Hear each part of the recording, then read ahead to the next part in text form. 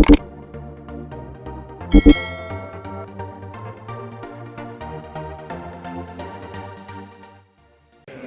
الرجيم بسم الله الرحمن الرحيم نحمده ونصلي على رسوله الكريم أما بعد إن الله لا يغير ما بقوم حتى يغيروا ما بأنفسهم. طول قدرمنو استاذانو مشرانو ځوانانو خویندو ته السلام علیکم ورحمة الله وبرکاته. مخکې سایز صاحب وغږېده تر ډېره بریده پورې پښتو غږېده، نو ما فکر کوم کېدای شي ګڼ ځوانان ملګري دوی به په پښتو نه پوهېږي، نو ځکه پکې حرکت نه راځي. نو چې په دري شي ما ویل اوس به څوک چکچکې ورته ووایي چې په خبره هم پوه شو، خو هېچا چکچکې ورته ونه والي. ځوانان پر شوره په نشاطه په حرکت کې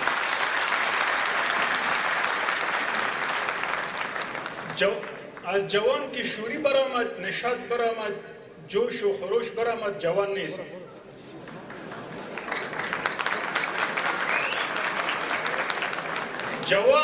جوان نام حرکت است.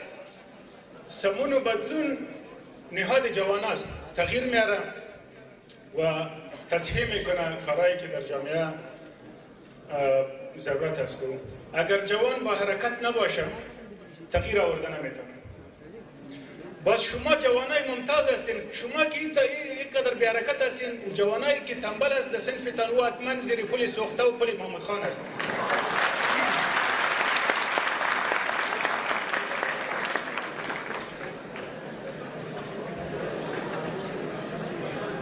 ماشاءالله ماشاءالله حرکت پیدا شد. حالا ما صحبتای خودم میکنیم. بهترین صفت جوانای جامعه، بهترین صفت ما و شما این است که ما فاسد در بین خود نداریم. ما و شما پاٹکی در بین خود نداریم، دزد نداریم، خائن نداریم. ما و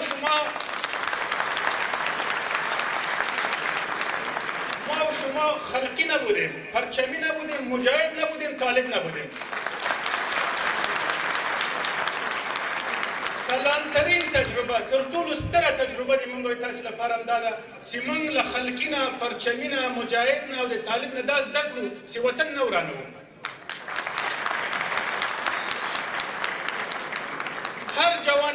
هر جوانی که شخصیت پرست شد، هر جوانی که به منافع ملی فکر نکرد، هر جوانی که به حرکت خود وابسته کرد که حرکت در بین نمی نامایی که ما گرفتیم، در بین این ناما به وطن خدشه وارد کرده، وطن ویران کرده، دارالامان ویران کرده، آبشار ویران کرده، چندول ویران کرده، امروز انتحار میکنه، انفجار میکنه. جوان نیست.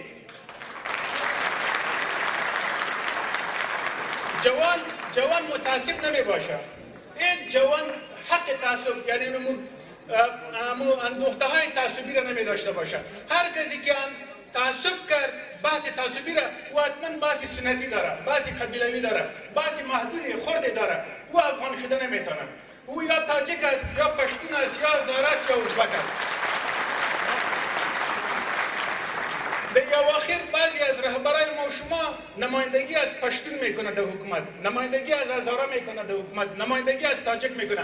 آیا نمایندگی از ما و شما میکنه؟ اگر شما میخواین خود مستقل بسازین، اگر شما میخواین به وطن خدمت بکنین، اگر شما میخواین در کشتی های ترکیه و یونان، اندونزیا، مالزیا و استرالیا غرق نشوید، باید در حرکت بیاین. خود باید حرکت پردین.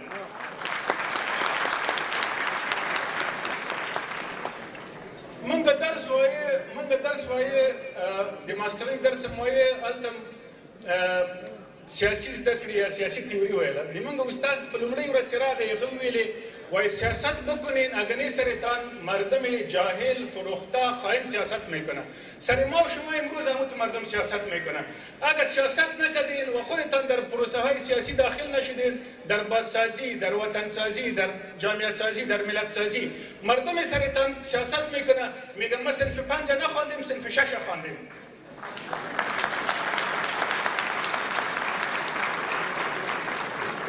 دوستا، جوانا، شما ممتازترین این جامعه هستید. از 22 پانتون ممتازترین فارغ شده. کسی هست که تولید داشته باشه؟ تلفن جور کرده باشه؟ موتر جور کرده باشه؟ کدام چیزی جور کرده باشه که به جامعه بخیر باشه. شما ممتاز شدین برای خود خیر ببینید. سلام عزیز رحمانی چی هستن؟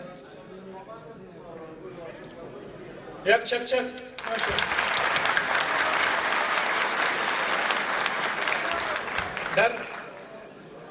در قرن 21 بسیار میبخشید اینقدر پرشوریم خوب نیست مثل که شما میکنید. در قرن 21 ممتاز محصل، ممتاز جوان کسی است که تولید داشته باشه بار جامعه نباشه.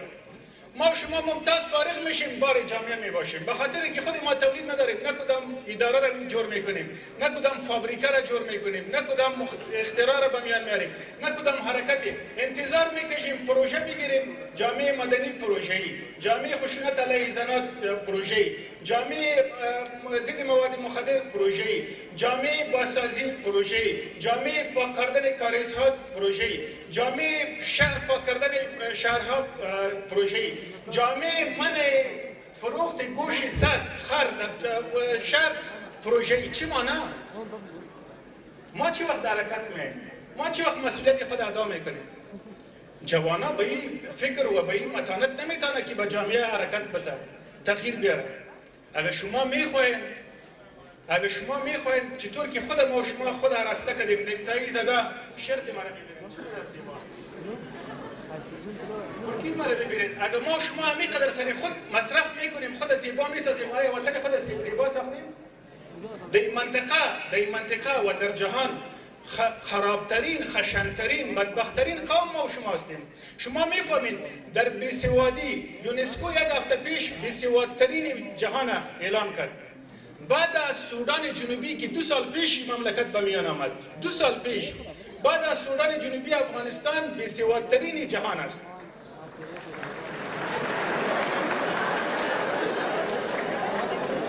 حال بحث دموکراسی است. بحث دموکراسی میگه اکثریت باید حکومت بکنه، صحیح است؟ اکثریت ما شما بیسواد است، باید بیسواد سر ما شما حکومت بکنه. رئیس جمهور ما شما باید بیسواد، رئیس اجرایی بیسواد، 25 وزیرا باید بیسواد. اگر شما این تغییر نبیاریم و این قطار برای خود قبول نکنیم و برای ازی حرکت نکنیم و این تغییرات و این تحولات خود ما به بیان نبریم، خوب است که ما شما امروز تصمیم بگیریم که بریم طرف استرالیا، طرف یونان، دشتای ایران بزنیم. مسئولیت ما شما بسیار کلان است. مسئولیت ما شما بسیار کلان از این است که ما شما به خود فکر بکنیم، به قوم خود، به زبان خود، به سمت خود فکر بکنیم. نه، مسئولیت ما شما مسئولیت ملی است. مسئولیت ما شما و مسئولیت وطن ما شماست. پاسپورت ما شما در همه جهان، در 186 مملکت ها بدترین پاسپورت است. از سومالیا کدام پاسپورت ما شما بد است؟ از سوریه که در روز بمبار میشه پاسپورت ما شما بدتر است.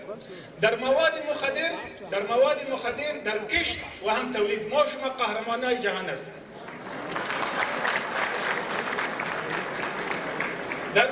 در فساد متاسفانه قهرمان دوم جهان، در حکومتداری قهرمان دوم جهان. چی افتخار ما شما داریم؟ کدام افتخار داریم؟ کدام امتیاز داریم؟ چرا وقت خود ضایع بکنیم؟ چرا به مسائل بپردازیم که او تغییر در جامعه در حیثیت ملی افغانستان نمیاره؟ جوانا، محصلین ممتاز، شما فارغ شدین برای از اینکه داخوش بگیرین یک مسئولیت بسیار خطیر و کلانتری را که او مسئولیت از شما قربانی شخصیتان، مالیتان، فامیلیتان، وقت پدر و مادرتان میخواد. شما باید زحمتای بسیار زیادی نسبت به دیگه مردم بکشین، به این منطقه، به این جهان بکشین تا ما بتانیم یک چیزی از قرن حجر برایم به قرن برونز. ما در قرن 21 زندگی نمیکنیم. ما شما میالیم مصرفی ترین مملکتی منطقه هستیم. پاکستان خرابترین، خشنترین مواد خود به ما صادر میکنه، ما او را مصرف میکنیم. ایران خرابترین شامپوی صحت برای ما شما صادر میکنه، ما او را ظرفشویی میکنیم. پگاه بیگاه شیرهای وقت تیر شده میره برای ما صادر میکنه، ما میخوریم از اون خاطر بوده که ما شما استخوان ضعیف داریم. اگر این مسئله استقامت که از مختری محترم مولاگل راسخ صاحب یک دفعه بازم برایشان چک چک بکنیم. خدا کنه اینجا اسلام حرکت بیاره. ما مخترین بین شما میخواهیم، ما جوانای را میخواهیم که او ما را از فساد، از حکومتداری بد، از مجبوریت ها و گداییگری بیگانگان، از جنگ نامنی بکشند. شما میبینید هر روز در حکومت، هر روز در استیج ها، هر روز در تلویزیون ها بحث های جنگ برگرفته میشه. چرا؟ به خاطر که 5.3 میلیارد دلار، یعنی 5 میلیارد، 1 میلیاردش چند میشه؟ 1000 میلیون دلار. 5000 میلیون دلار به افغانستان تنها برای جنگ میآید. کدام روز شنیدیم که 1 میلیارد یا 1 دلار برای صلح آمده باشه؟ اون میلیارد دلار را که برای صلح داده پس برای نمی مردم داده که هم جنگ میکنه، هم در صلح هم چپان خود انداخته زیر از اون پیسه پت میکنه. 5.3 میلیارد دلار. نفوس ما و شما 30 میلیون است. 30 میلیون. اگر برای ما یک کسی 30 میلیون بوده، در هر خانه 1 میلیونر پیدا میشه. در 5.3 میلیارد دلار که 5000 میلیون دلار میشه، سالانه میته. 16 سال برای ما داده تا 2020 بازم برای ما میته. در این اتاق کسی ششته که میلیونر باشه دست بالا کنه، میلیونر دلار باشه. این کجا میره پیسه؟ شما جوانا باید این محاسبات به مردم بکنید، به حکومت، به سیاسیون، به کسایی که گپای کلان میزنه و گپا علیه جنگ میزنه باید کتی از واشه. و اگر نه جوانا صلح میخواد. بدون صلح ما کدام دیگر ارمانی نداریم. اگر ما صلح داشته باشیم، مختری محترم مولاگل راسخ صاحب برای ما بسیار اختراعات میکنه. اگر جنگ باشه مثل اونمون دوستایی که گریختن و در کشتی های یونان و اندونزیا غرق شدن، مختری صاحب هم غرق میشه.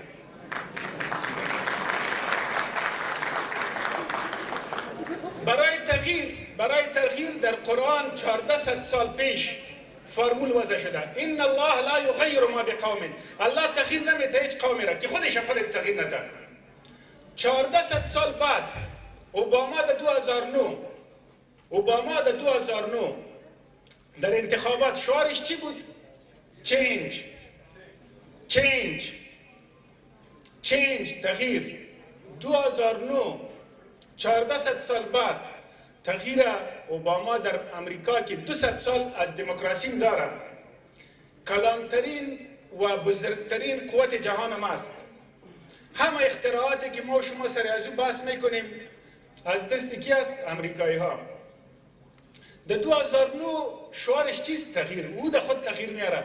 ما مسلمان ها که 1400 سال قرآن میخوانیم، در نماز استان الحمدلله الله خلاص. از این آیت و از این پیغام خداوند ما در بین خود تغییر نآوردیم. آوردیم کوکی تغییر. جوانا اگر در بین خود تغییر نبیارین، خداوند تغییر نمیاره. میرین تحت پل سوخته، تحت پل محمود خان، زندگی پرایش آرام. خدا کنه ما و شما از این حالت برایم. تبریک باشه به همه شما.